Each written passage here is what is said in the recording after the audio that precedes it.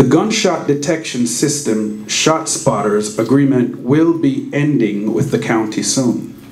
It is alleged that it has cost the city $300,000 a year to operate a system that has not led to any arrests due to calibration problems. Will you continue to pay or see the need to invest the money within the police department budget? And we'll start with Madam Walker and work this way down. Any funds that are invested to help in the safety of our residents will be well spent. The fact that we have to put more funds there, we'll have to review to make sure that it works. So I will have no problem in funding the budget of the police department because safety is number one. As I've said before, 38%, we're at a 38% higher risk in this city in terms of the murder rate, and a 41% higher risk in the city in terms of assault. So crime is very important in the city. Crime is a #1 priority. And if we know that the city and the children and our residents should be offered the services to protect them, I have no problem in funding in funding that budget. It will be money well spent, but it's a program that has to be determined and we've got to look to see whether the pros and the cons of having that program. And that will come from working with the police commissioner and the police department. Councilman Edwards. I too would like to review if the shot spotter is actually paying for itself at this particular time. Right now, the jury is out. I sat in on when they were letting us know how it worked. The county was involved, the police department was involved, and I sat there and I wondered. But I know the community was saying, put that money into more police or things that we can use in the community. So the jury's out on that right now. I think if we need to put more cameras out, which I think those shot spotters are supposed to have, but like was said earlier, I don't think those shot spotters got anyone arrested. And when I saw how it would work, the shot was supposed to direct right into where the shot went off immediately. What happened? I would like to work along with our police commission and our great police department to find out if they think it's worth putting money into it. Because right now, we would have to upkeep it on an annual basis, and I think it's costing close to about $300,000 a year, if I'm mistaken, to keep it up and running. So again, the jury is out. Let's see. I don't want to take anything from the police department that helps them do their work, but if it's not working, then we have to find something else. We've wasted money before, and if we wasted money this time, we'll just have to eat the cost. That's it. Thank you. Former Mayor Davis. The jury's not out, it doesn't work. I mean, you know, we like to do lazy stuff, you know. In order to stop crime, we're going to have to look at what caused it in the first place. You got to go to the community. You got to talk to people who, and get on the ground. The police and the community got to trust each other. You can't say don't snitch if the people don't trust the police. I mean, it doesn't make any sense what you're talking about. You have to get on the ground, do the work, and you will find that these so-called criminals engage in criminality for a lot of reasons. One is that they don't have work. One is that they don't have education. One is that they don't have stable families. And you can go down the line. So let's not be lazy about this. Everybody wants to try a whole lot of stuff. Project Protect is a disgrace. You close down a community and you brand a community and you affect the value of the homes. Nobody wants to live in a place that's been closed down. Come on, folks, use your common sense. This does not work. Get in there, work with the people, find out what the hell is going on, and start to implement some programs that make sense to the people. Gain the confidence of the people. If you don't do that, you can salve over this all you want to. We'll be talking about this for the rest of our lives. Thank you. Mayor Young. Talk about knowledge and political rhetoric. The ShotSpotter has cost the city of Mount Vernon very little. It was a grant from the county of Westchester, a grant, no cost to the taxpayers of this city, no cost. And yes, indeed, it has worked, and it continues to work. Any system is not perfect, but let's look at it this way. Let's look at it this way. Why not try things that will reduce crime? Why not get into the 21st century when it comes to information technology? Why not do these things?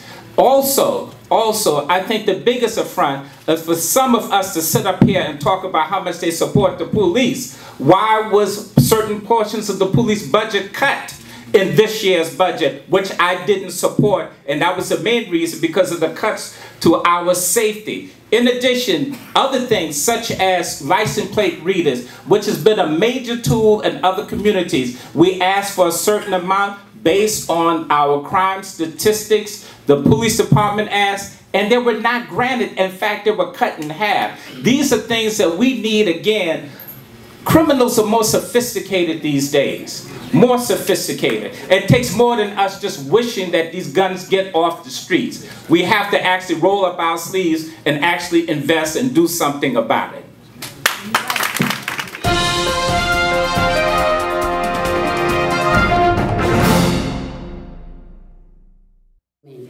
I've had 17 years as your controller. I have won 5 elections by a landslide. I'm a capable, able person. I'm a no-nonsense person. I have the tenacity to run the city. I will do what is right for the people of this community. I have always supported this community. I have always worked very hard. My platform will be instituted in 2012. I will be that mayor that you can be proud of. I bring to you a government, a government of clean and ethical standards, somebody who has leadership skills. This is the person you want to run this government.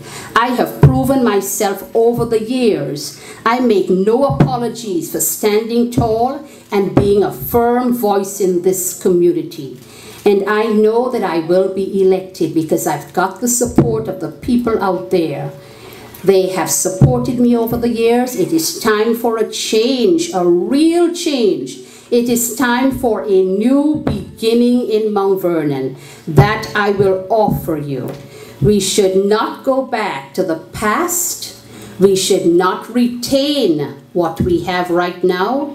And we should not take a gamble on those who cannot do it. So I offer to you my candidacy. It is the right thing for the city, and I will do what is necessary and stand tall for the people of the city. There is nobody standing here that has been more successful as in this position than Ernie Davis. That's right. This city is in a mess. People are angry. People are concerned. You can gamble if you want to on self-indulgence. That is your possibility, your prerogative. I suggest you don't do that. I suggest you go back to some basics. The person that has done it and done it well, the person who is an architect, who has been a commissioner of building, commissioner of assessment, county legislator, and who has performed. I suggest you do that. And just because somebody can count money does not mean that they understand the peripheral vision that the city needs. Who can go to 3rd Street and talk to the 3rd Street people? Who can go to the merchants? Who have had a history of doing this? Who do the people trust? I'm not here because of Ernie Davis. I'm here because the people desired me to be here. And with your help, We will bring this city into the light that will blind even the most harshest critics. When you have a chance to dance, Mount Vernon, let's dance. As you see, there's a problem. There's a concern that you have, that's why you're out here. I am your viable solution. I've been here for many, many years in different capacities, and I've worked along with people. That's what I do. I also can walk the 3rd Streets. How many of you here have someone that were involved in the Mount Vernon Razorbacks? Okay, just 1 or 2, that's all? Everyone here probably has somebody who's participated with the Mount Vernon Razorback organization. I've also started soccer leagues, ice hockey leagues, all of the above. I've done it. I've worked with the seniors. I've worked with the youth. I understand how to work with people and bring people together. You see bickering going on up here. I try to stay away from that because that doesn't do anything. I've been around for 25, 30 years working in government.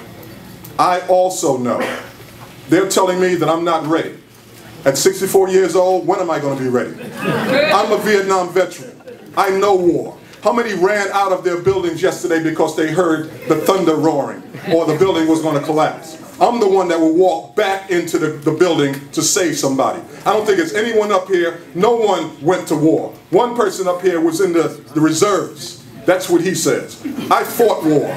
I am disabled, okay? Disabled for 42 years, all right? I understand war. There's terrorism going on in our community. There's killings going on in our community. When I say lock it down, I don't lock it down to disrespect people. I lock it down to get it organized for people to take it over. Yes. Understand what this is. We must understand that this is terrorism that's going on. We must infiltrate the knuckleheads and kick them out. That's what I will do. Thank you. Because Mount Vernon has always been passionate about politics. We've also been passionate about the love and commitment that we've had for this community in a united way. What we have to look at tonight is just this. Again, this is a Democratic Party primary. Not a Conservative Party primary, not a Republican Party primary, not an Independent Party primary. This is a Democratic Party primary. I am the Democratic nominee. I have endorsements. I have real endorsements, not just the Labor endorsement. I've been endorsed by just about every elected Democrat that represents the city of Mount Vernon. Just about every elected Democrat that represents this city. In addition to former Governor Patterson, former Mayor Dinkins, I have been vetted.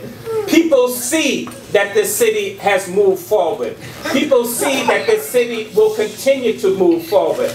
People understand what it was like 4 years ago and where we are today. Progress has been made and progress must continue. You don't have to just take my word. Take the words of those people again who have endorsed me. The organizations who have endorsed me. Don't take just my word. Again, separate the political rhetoric from the direction that this city is going in.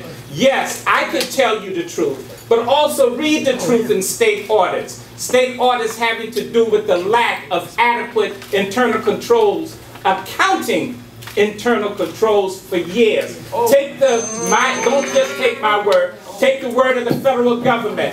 That will tell you again the truth. We are moving this city forward. Your time is up, We are moving this city forward. Thank you very much for your final words. Ladies and gentlemen, this concludes the debate for this evening. I thank you all for your attention and your attendance, and a special thank you to the candidates for coming out, and our biggest thank you to the Wartburg Community Administration for allowing us to be here. Thank you so much.